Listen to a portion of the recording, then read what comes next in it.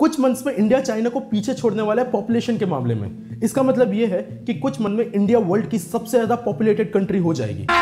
अभी मजा आएगा ना।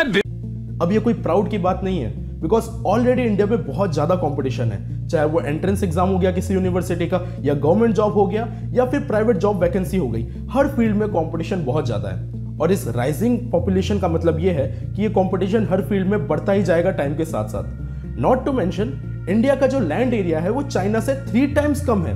इसका मतलब हमें वर्ल्ड की सबसे बड़ी पॉपुलेशन सस्टेन करनी है इतने कम एरिया में। चाइना अब तक सबसे ज्यादा पॉपुलेटेड था, लेकिन उनके पास रिसोर्सेज ज्यादा थे। इंडिया के पास कंपैरेटिवली रिसोर्सेज कम है और अब हमें दुनिया की सबसे बड़ी पॉपुलेशन को सस्टेन करना है, which is a very difficult task. और ये हाल सिर्फ इंडिया का नहीं है, पूरे वर्ल्ड का है। इनफैक्ट एक स्टडी ने यह पाया है कि इस 15 नवंबर को पूरे वर्ल्ड की पॉपुलेशन 8 बिलियन क्रॉस हो जाएगी। 8 billion is a very big number. अब ये चीज सोच के कोई टेंशन में आ सकता है कि क्या ये पॉपुलेशन बढ़ती जाएगी, क्या रिसोर्सेज के लिए लड़ाई होती जाएगी। वेल, सॉर्ट ऑफ सच भी है कि रिसोर्सेज के लिए अभी से फाइट हो रही है, बट इतना भी वर्स नहीं होगा जितना कुछ क्रिटिकल थिंकर्स सोचते हैं। अकॉर्डिंग टू सम स्टडीज, जो अर्थ की पॉपुलेशन बढ़ने की रेट है वो अब पहले से कम हो चुकी है।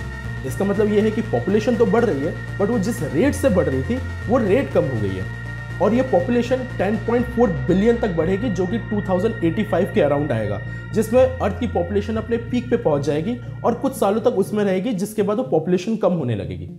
ये सुनने में थोड़ा रिलीफिंग लगता है, लेकिन इसके साथ एक प्रॉब्लम भी एसोसिएटेड है, स्पेसिफिकली इंडिया के लिए। आज के टाइम में हमको ये पता है कि इंडिया में majority of the population youth की है, जो कि इंडिया का सबसे बड़ा एडवांटेज है, बिकॉज जो मेजॉरिटी वर्किंग सेक्टर है वो यूथ कर रही है, तो ज्यादा से ज्यादा हम लोग अभी इकोनॉमिक एडवांटेज ले सकते हैं।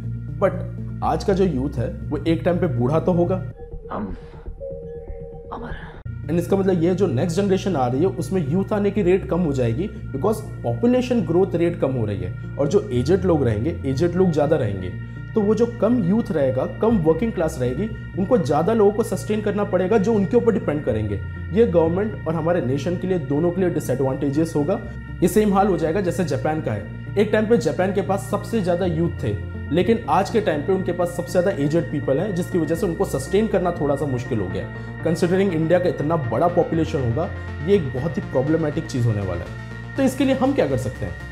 Well, there are many things which we can do, जो कि बहुत छोटे स्केल से स्टार्ट होती है। सबसे पहले तो हमारे आसपास जो भी एनर्जी है उनका मैनेजमेंट हम लोग सबसे अच्छे तरीके से कर सकते हैं। अगर इनका मैनेजमेंट हम लोग अच्छे तरीके से करेंगे तो हमारी जो फ्यूचर जनरेशन है उनको ये रिसोर्सेज मिल पाएंगे। अदरवाइज वो हम पे ब्लेम करेंगे क्योंकि हमारी वजह से उनको वो रिसोर्सेज का एडवांटेज नहीं मिल पाया। ऐसी छोटी छोटी चीजें जो करने से हम लोग बहुत बड़ा इंपैक्ट ला सकते हैं और अपनी कंट्री को प्रिपेयर कर सकते हैं आगे के लिए।